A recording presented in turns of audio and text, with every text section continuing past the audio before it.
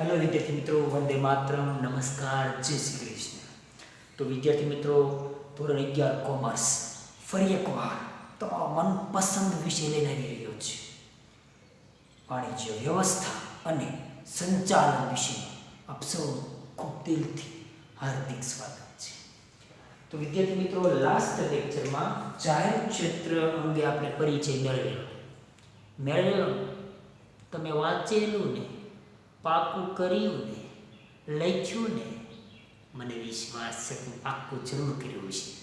તમને આવડે છે એવી મને વિશ્વાસ છે. તો દીકરાઓ, નેક્સ્ટ લેક્ચરથી શરૂઆત કરીએ નવા મુદ્દા સાથે, નવા સવાલ. આવો જાહેર ક્ષેત્રના સ્વરૂપો જણાવી તેમના ખાતાકીય સંચાલન એટલે શું, તેની લાક્ષણિકતાઓ સમજાવો. આવો 4 માર્ક્સનો સવાલ આવે છે. બરાબર? ચાલો, ready, complete. Pen, pencil, rubber, text book સાથે લઈ લો. ઓકે, ચાલો આવો જાહેર ક્ષેત્રના સ્વરૂપો પહેલા જાણી લેવી. ભાઈ, જાહેર ક્ષેત્રમાં સંચાલન, અંકુશ, મેનેજમેન્ટ આ બધું કરતું કોણ? સરકાર. કેમ કે સરકાર પાસે હતું ને. સરકાર પોતેની જાળવણી, દેખરેખ, મેનેજમેન્ટ, સરકારી કર્મચારીઓ નિમણૂક કરવાની, એ બધુંય મેનેજમેન્ટ, ઇન્વેસ્ટમેન્ટ, બધું માળખું કોણ ઘડતું? સરકાર. કેમ ભાઈ? 100% જવાબદારી કોની હતી? સરકારની. માલિકી કોની હતી? સરકારની. તો વિદ્યાર્થી મિત્રો, આ બધું શું ગણાય? સરકારી કહેવાય. એ જાહેર ક્ષેત્ર છે એમાં સ્વરૂપો યાની કે એના પ્રકારો. ભાઈ, પ્રકારો કયા કયા? એના સ્વરૂપો કયા કયા? એમાં અલગ અલગ ડિવાઇડેડ પાડેલા છે. જોઈએ. ખાતાકીય સંચાલન. કેવું? ખાતાકીય સંચાલન એટલે કે સરકારી ખાતું, ટપાલ ખાતું, રેલવે ખાતું, સંરક્ષણ ખાતું, પરિવહન ખાતું, આ બધું શું કહેવાય? સરકારી ખાતું કહેવાય. આવો જાહેર નિગમ, ગુજરાત રાજ્ય શાળા પાઠ્યપુસ્તક મંડળ જાહેર નિગમ કહેવાય. BSNL ભારતીય સંચાર નિગમ લિમિટેડ, આ નિગમ કહેવાય. સરકારી કંપની કોને કહેવાય? એના પણ ઉદાહરણ આવશે ત્યારે આપણે ભણીશું. જેમાં 51% માલિકી કોની હોય? સરકારની હોય. અને સરકારી કંપની કહેવાય. શેરો ક્યાં હોય? ઇન્વેસ્ટમેન્ટ કરી હોય. બરાબર? આવો 3 મુદ્દા ભણ્યા. કયા કયા? જાહેર ક્ષેત્રના કેટલા સ્વરૂપો હોય? 3 હોય. કયા કયા હોય? 1 કયું? ખાતાકીય સંચાલન યાની કે સરકારી ખાતું. બીજું જાહેર નિગમ. અને ત્રીજું કયું હતું? યાદ કરો, અહીંયા લખ્યું દીકરાઓ. Very good. સરકારી કંપની. વેરી ગુડ, સરકારી કંપની. 3 મુદ્દા ભણ્યા. 1 માર્ક્સમાં પણ સવાલ આવી શકે. જાહેર ક્ષેત્રના પ્રકાર કેટલા? 3. કયા કયા? ખાતાકીય સંચાલન, જાહેર નિગમ, સરકારી કંપની. ઓકે, સમજાઈ ગયું? આવો ધ્યાન આપો. ચાલો, અંડરલાઈન કરજો પહેલા. 3 મુદ્દા છે. જો અહીંયા ગોળ રાઉન્ડ કરો. પેન્સિલ કે અહીંયા મારી સામે નહીં, ટેક્સ્ટ બુકમાં હોય દીકરાઓ. બરાબર? આવો ખાતાકીય સંચાલન એટલે શું, તેની લાક્ષણિકતા સમજાવો. 4 માર્ક્સ તો અલગથી ક્વેશ્ચન આવી શકે. તો એટલું અને એટલું લખવાનું. ઓકે, આવો ખાતાકીય સંચાલન. સરકારી ખાતું કોને કહેવાય? તો કે સરકાર હંમેશા પોતાનું કામ જુદા જુદા ખાતાઓ વતી સંભાળે છે. અલગ અલગ અધિકારીઓ નિમણૂક કરી દે. અલગ અલગ વિભાગમાં અલગ અલગ વિભાગીય અધિકારી, અલગ અલગ સનદી અધિકારીઓ વતી ખાતું સંભાળતા હોય. જેમ કે આપણે જોઈએ તો સુરત મ્યુનિસિપાલિટી ડિપાર્ટમેન્ટ છે, આ મ્યુનિસિપાલિટી ખાતું. બરાબર? પછી સરકારી જોઈએ તો પરિવહન ખાતું, ટપાલ ખાતું, રેલવે ખાતું. સરકારી છે. તમારી માલિકીનું, મારી માલિકીનું છે નહીં, સરકારનું છે. સમજે? એટલે સમાજ કલ્યાણ હેતુથી કાર્યો કરે. બહુ નજીવી સેવા, બહુ જ સસ્તા ભાવે, બહુ જ રિઝનેબલ અથવા ફ્રી આપે છે. આરોગ્ય ખાતું જોઈએ આપણે, સરકારી છે ને. તાવ તો શરદી ઉધરસ થાય, તમે કેસ લખાવા જાય, રૂપિયો નહીં લે. રિપોર્ટ કરાવજો, રૂપિયો નહીં, મફતમાં. પ્રાઇવેટમાં તો હોજ વાળી દે, ખબર ને? આવા દીકરા એના સરકાર હંમેશા પોતાનું કામ જુદા જુદા ખાતાઓ વતી સંભાળે છે. અર્થ જોઈએ કોનો? સરકારી ખાતા. કોઈ સરકારી ખાતા દ્વારા જ્યારે જાહેર ક્ષેત્રનું સંચાલન થતું હોય તો તેને શું કહેવાય? સરકારી ખાતું. કોઈ સરકારી ખાતા દ્વારા જાહેર ક્ષેત્રનું સંચાલન થાય તો એને શું કહેવાય? ખાતાકીય સંચાલન. જે સરકારી ખાતું પોતે જ કરે છે, સરકારી અધિકારીઓ વતી થાય એને જાહેર ક્ષેત્રનું સંચાલકીય ખાતું કહેવાય. આવું પણ ગણી શકાય. જોઈએ આવા એકમનું સંચાલન સરકારી અધિકારીઓ વતી થાય. કીધું ને ભાઈ, સરકારી અધિકારીઓ જે ખાતાનું સંચાલન કરે એને સરકારી ખાતું કહેવાય. અથવા સરકારના ખાતા વતી જાહેર ક્ષેત્રનું સંચાલન થાય તેને શું કહેવાય? સરકારી ખાતું. આવો બધા કર્મચારી કેવા હોય? સરકારી હોય ભાઈ.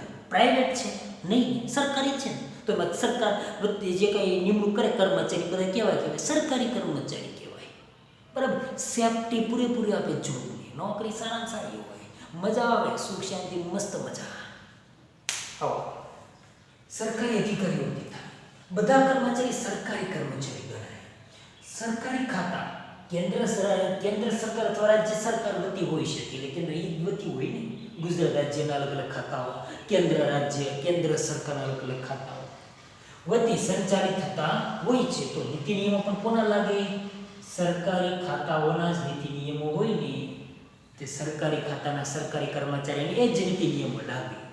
આગળથી ઉદાહરણ કહીએ કે એક માર્ક્સમાં એવો સવાલ આવે છે દીકરાઓ કે ભાઈ સરકારી ખાતાના ઉદાહરણ આપો, તો તમને યાદ જ છે, આવડે જ છે, પણ તમે નહીં બોલી શકો. કેમ? જો ટપાલ ખાતું યાદ છે ને, પણ એ નહોતી ખબર આ સરકારી ખાતું કહેવાય. બોલો તો વેરી ગુડ. રેલવે ખાતું સરકારી ખાતું કહેવાય. પરિવહન ખાતું સરકારી કહેવાય. સંરક્ષણ ખાતું સરકારી ખાતું કહેવાય. સંરક્ષણ ખાતું કોઈ પ્રાઇવેટ વ્યક્તિ ચલાવે? હું ચલાવી શકું? હું એમ કહું કાલે સવારે કે મારે 50 આર્મીઓની ટ્રેનિંગ આપીને સંરક્ષણ ખાતું ચલાવવું છે, આર્મી ખાતું ચલાવવું છે, કહી શકું? સરકાર ચલાવવી, મોનોપોલી સરકાર પાસે. રેલવે સરકાર ચલાવી કે ઉનો ડબ્બા મૂકી ગયું કાલે સવારે ભાઈ મારા નામના ડબ્બા ઉનો મૂકી ગયું રેલવે. સમજાય હું કહું? સરકારી છે દીકરાઓ. આમ પરિવહન ખાતું જે છે, પરિવહન મંત્રી જે ચલાવતા હોય કેન્દ્રીય મંત્રી, બરાબર, એ પરિવહન ખાતું વાત છે. આ બધાના અલગ અલગ મંત્રી હોય, જેમ કે રેલવે મંત્રી, સંરક્ષણ મંત્રી, સંરક્ષણ પ્રધાન કહેવાય, પરિવહન મંત્રી હોય, આ બધા હોય, બરાબર. આ બધા મંત્રી હોય જ અધિકારી જે ખાતું સંભાળે, દેખરેખ રાખે, હિસાબ કિતાબ રાખે. ઓકે, ચાલો. એની લાક્ષણિકતા એમાં લખન કયા છે, એની જવાબદારી કોની હોય, એમાં નાણાં આવે ક્યાંથી, એની આવક ક્યાં જમા થાય, એના કર્મચારી કયા નિયમો લાગુ પડે, હિસાબ કિતાબ કોણ રાખે, એ લક્ષણ. ચાલો, નાણાંની ફાળો ક્યાંથી આવે?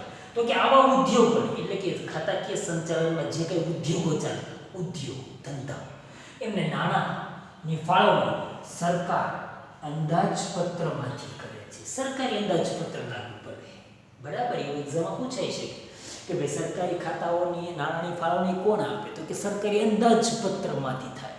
હવે ને વર્ષીય અંદાજપત્ર હવે નવા વર્ષનું થાય, બરાબર. નાણાકીય ફિનાન્શિયલ યર એટલે અંદાજપત્ર રજૂ કરે ને. રેલવે અંદાજપત્ર અલગ હોય, ટપાલ ખાતાના, પરવે ખાતાના, સંરક્ષણ ખાતાઓનું આખું અંદાજપત્ર બને કે ભાઈ એમાં એટલા ખર્ચો આપણે કરીશું, એટલું ઇન્વેસ્ટમેન્ટ કરીશું, એટલો ડિપાર્ટમેન્ટ આપણે વિશાળ વધારશું, એટલે કે વિકાસ કરીશું, અથવા ડિપાર્ટમેન્ટને વિસ્તારવામાં આવશે, એટલા રૂપિયા વધારે ફાળવણી કરીશું. આ સરકારી તિજોરીમાંથી નાણાં ફાળવાય, અને એની આવક આવે ને એ સરકારી તિજોરીમાં જ જાય. જો શું કીધું? આવક છે એ સરકારી તિજોરીમાં જ જમા થાય. કીધું ને દીકરા, શું કીધું? આવક સરકારી તિજોરીમાં જ જમા થાય. આવો બીજા નંબરનો મુદ્દો જોઈએ. ભાઈ હિસાબો કોણ રાખે? આમાં દીકરાઓ સીએ નો આવે, ચાર્ટર્ડ એકાઉન્ટન્ટ આમાં નો આવે. કંપની નથી, આ તમારી માં ચાલુ ધંધો નથી, જો કોણ આવે? આખો ડિપાર્ટમેન્ટ હોય હિસાબ જાળવવા માટે. જો અને જાળવણી જે તે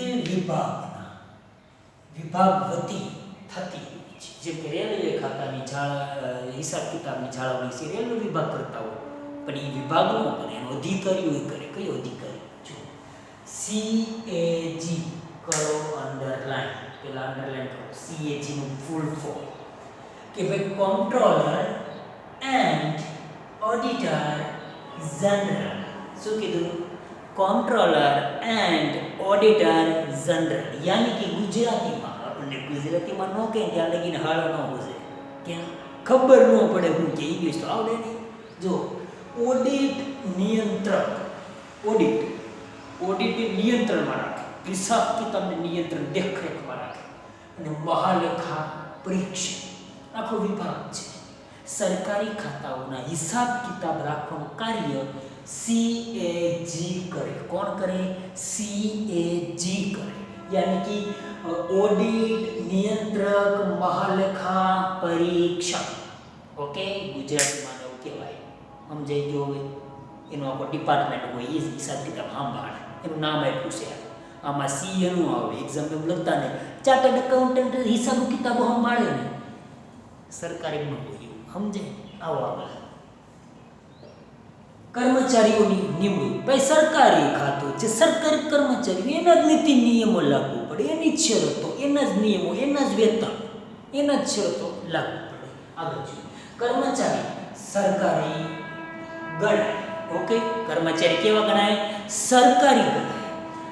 આથી તેમની ભરતી યાની કે એને આપણે નિમણૂક કરીએ, ખાતાઓમાં નિમણૂક કરીએ, જરૂર પડે વિભાગમાં, જેમ કે તલાટી મંત્રીઓ છે, સચિવાલય છે, બિન સચિવાલય છે, ક્લાર્ક હોય,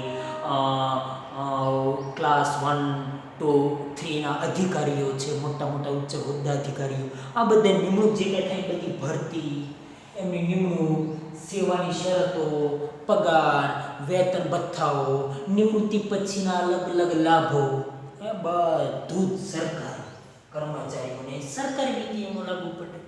આવા સરકારી સંચાલન અને અંકુશ. ભાઈ સંચાલન અંકુશ કોણ કરે? સરકાર કરે, સરકારનું છે ને, એમાં મૂકેલો અધિકારીઓ એ કરે. સમજાય કે ન સમજાય? હવે માની લો શિક્ષણ, કેન્દ્રીય શિક્ષણ વિભાગ છે, એના અંડરમાં અલગ અલગ હરેક રાજ્યના અલગ અલગ વિભાગો હોય, અને શિક્ષણ વિભાગ એમાં મૂક્યા હોય. આપણે ગુજરાતમાં જોઈએ તો ભૂપેન્દ્રસિંહ ચુડાસમા છે, બરાબર, શિક્ષણ મંત્રીની વાત કરીએ તો છે, બરાબર. તો આ જે ભૂપેન્દ્રસિંહ ચુડાસમા છે એ શિક્ષણ વિભાગ સંભાળે છે. એને કપડાં, એને ટેક્સટાઇલ વિભાગમાં કે બીજા કોઈ અધર રેલવે વિભાગમાં, પરિવહન વિભાગમાં ધ્યાન આપવાની જરૂર નથી. એ ખાલી શિક્ષણ વિભાગ જ સંભાળે છે. સમજાય? એનું સંચાલન અંકુશ એના વિભાગમાં એનું જ હોય. એટલે જે અધિકારી જે મૂક્યા હોય એ વિભાગનું હિસાબ કિતાબ, સંચાલન અંકુશ રાખવાનું કામ કરતા હોય. જેમ કે આરોગ્ય વિભાગ છે, તો આરોગ્ય મંત્રી જે તે છે અધિકારી, બરાબર, એ સંભાળવાનું કામ કરે. પરિવહન ખાતું છે, પરિવહન મંત્રી અલગ અલગ રાજ્યોમાં ફાળવેલા હોય. મુખ્ય તો હોય કેન્દ્રમાં, એના અંડરમાં અલગ અલગ વિભાગમાં અલગ અલગ રાજ્યોમાં ફાળવેલા હોય વિભાગ. એમાં સરકારી સંચાલન ખાતાનું સંચાલન અને અંકુશ જે તે ખાતાના પ્રધાનની સીધી દેખરેખ હેઠળ હોય. શું કીધું? સીધી દેખરેખ હેઠળ હોય. હવે ગૃહપ્રધાન છે આપણા, કોણ છે યાદ કરો? નવા નિમાયા આપણા ગૃહપ્રધાન હમણાં જ કયા? બહુ સારી રીતે જાણો છો તમે, મને ખબર છે, અમિત શાહજી છે ને, અમિત શાહ ગૃહપ્રધાન છે. દેખરેખ કોની હોય? અમિત શાહજીની હોય ને. કોના ઉપર? ગૃહપ્રધાન છે. એટલે ગૃહપ્રધાનમાં જે અંડરમાં આવતા હોય પોલીસ ખાતું એની હોય. સંરક્ષણ મંત્રી જોઈએ તો રાજનાથસિંહ છે ને. હવે ગવર્નરમાં આપણે જોઈએ નાણામંત્રી પહેલાં હતા, જો કે એક્સપાયર થઈ ગયા, બરાબર. નાણામંત્રી પહેલાં હતા, કયા હતા? અરુણ જેટલી હતા, બરાબર છે. અરુણ જેટલી સાહેબ હતા, એ ત્યારે નાણામંત્રાલય સંભાળતા. સમજાઈ ગયું કે નહીં? હવે સુરત છે, આપણે સુરતના કલેક્ટર જે કહે છે, સુરત આખો ડિપાર્ટમેન્ટ સંભાળતા હોય. એમાં મેયર જે છે, મેયર એ મ્યુનિસિપાલિટીનું મેનેજમેન્ટ જે કંઈ સંચાલન અંકુશ મેયરશ્રીનો હોય, અલગ અલગ મેમ્બરો. સમજાય? જે તે અધિકારી જે તે ડિપાર્ટમેન્ટ સંભાળતા હોય. એટલે શું કીધું? દેખરેખ હેઠળ હોય. જેમ કે સનદી અધિકારી ઇંગ્લિશમાં કહેવાય IAS, યાની કે ઇન્ડિયન એડમિનિસ્ટ્રેટિવ સર્વિસ. સનદી અધિકારી, આ તમે એસપીમાં પહેલા ચેપ્ટરમાં મંડળના અધિકારીમાં આવી ખાતા પ્રકાર હતા ને, વિભાગીય અધિકારીઓમાં, વિભાગીય સેક્રેટરીમાં સનદી અધિકારીઓ IAS કહેવાય. આવો ઉત્તરદાયિત્વ. ભાઈ ઉત્તરદાયિત્વ જવાબદારી કોની હોય? તો જોઈએ જે તે સરકારી ખાતાના કાર્યની જવાબદારી, જે તે સરકારી ખાતું એની જવાબદારી ખાતું સંભાળનાર પ્રધાનની હોય. કોની હોય? ખાતું જે સંભાળતો અધિકારી એ પ્રધાન.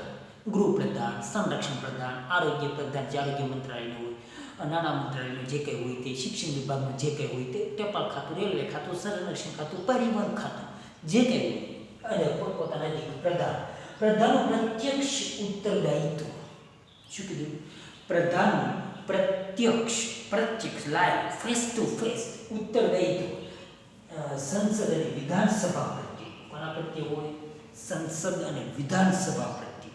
સંસદ અને વિધાનસભા જે છે, સંસદીય વિધાનસભામાં સંસદો, બરાબર, એમને ડાયરેક્ટલી જવાબ દેવાનો, એને ડાયરેક્ટલી ઉત્તર દેવાનું કાર્ય, એને જવાબદારી આપવાનું કાર્ય, જે કંઈ થઈ ગયું છે એના તમામ હિસાબ કિતાબ, તમામ પ્રશ્નો જવાબો, જે કંઈ સંસદ છે ઉપરની, એને જવાબ દેવાના હોય, એટલે કે ઉત્તરદાયિત્વ એને લાગુ પડે, જે કંઈ જવાબદારીને લાગુ પડે.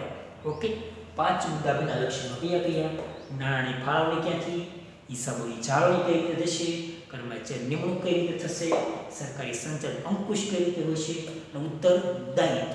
આવું આપણે ભણ્યું. જાહેર ક્ષેત્રના 3 પ્રકાર: ખાતાકીય સંચાલન, જાહેર નિગમ અને સરકારી કંપની. તો વિદ્યાર્થી મિત્રો, આ ફરજિયાત નોટબુકમાં લખવાનું છે, પાકું કરવાનું, એક્ઝામમાં સરળતા રહેશે. ઓકે, નેક્સ્ટ લેક્ચરમાં નવા મુદ્દા સાથે, નવા સવાલ અને નવા જવાબ સાથે નવું નોલેજ આપણે પ્રાપ્ત કરીશું. તો વિદ્યાર્થી મિત્રો, થેન્ક યુ, આવજો.